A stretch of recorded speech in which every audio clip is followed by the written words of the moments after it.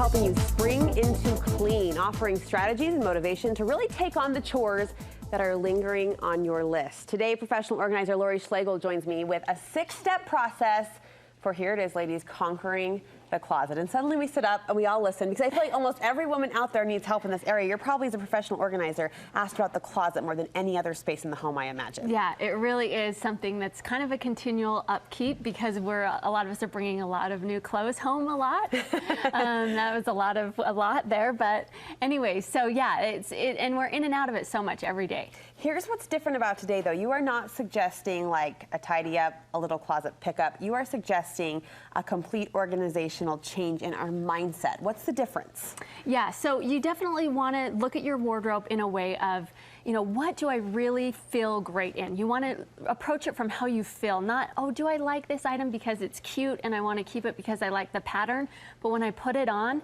oh, it tugs just wrong or it doesn't feel great. You need to make sure you feel great in it and then get rid of everything else so you have this really fresh, happy space that when you need to pick something to wear, all of those things are the things you love, and it feels great because there's space. Now that sounds great to hear you say that, but that requires a level of ruthlessness that a lot of women kind of cower at. How do you become a therapist when you're helping a client?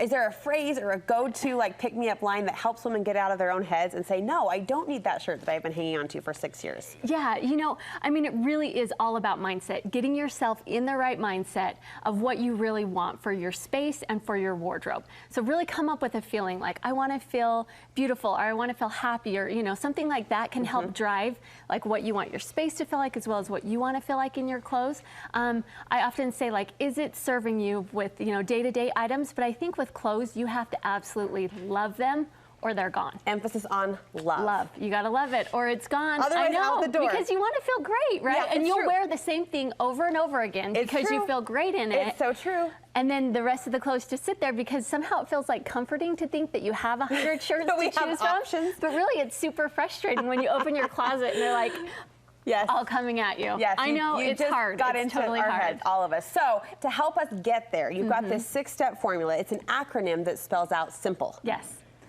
This will help with our closet and other spaces too? Yes, I use this. I started this because it's my online program that I run where I teach people how to organize any space. I use this in any space, any home. It works. Today for the closet, we'll start with S, and that stands for setting a time, like a time limit? No, so get in your calendar right now and block out 1 or 2 hours to do this organizing project. Okay. You know, a lot of people hire me just to keep them accountable. They know I'm going to show up and we're going to get the project done. Yeah. Because it's easy to put it off. I stands for item by item. Yep.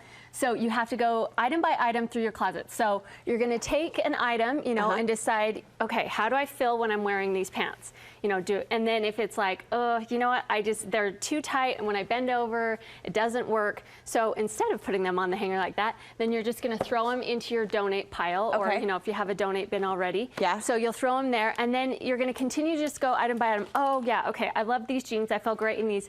So then you'll set these on your bed.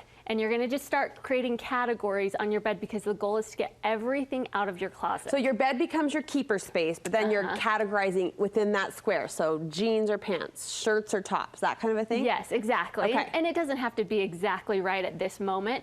But yeah, generally categorizing the things you're going to keep, but really make that donate pile really big. Just pile those items up like crazy. I just love staring at your beautiful face. She has this nice, kind, pleasant smile, because you're part therapist. Really. You're part organizer, part therapist. It's true. Organizing is all mental. Yeah. It really is. All right.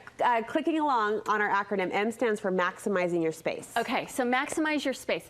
So now that you have kind of this open, fresh palette, everything's out of your closet, you want to analyze for a minute, how can I best utilize the space here that I'm working with? There's a lot of different solutions, but one would be using temporary shelves. Because again, sometimes there's like cubbies in a closet, and you can see here on the lower shelf, we put in a temporary shelf there, and you can put double the shoes in that space versus, you know, just going with what's there, or trying to stack on top and then they all topple. So for deep shelves or maybe tall cubbies, those give you double, really, the organizing option. Exactly, exactly. So really just look at your space and say, how can I maximize this? And those shelves I actually found just in the kitchen section at like Target or Walmart. So get creative is just looking at the space and how you can help maximize. The P you say comes down to your personal organizing preferences. This is your unique style Yes, of organizing. I always incorporate my clients' unique preferences and style because I think that's what really helps you stay on board with the organizing system. Do you encourage clients to match their hangers?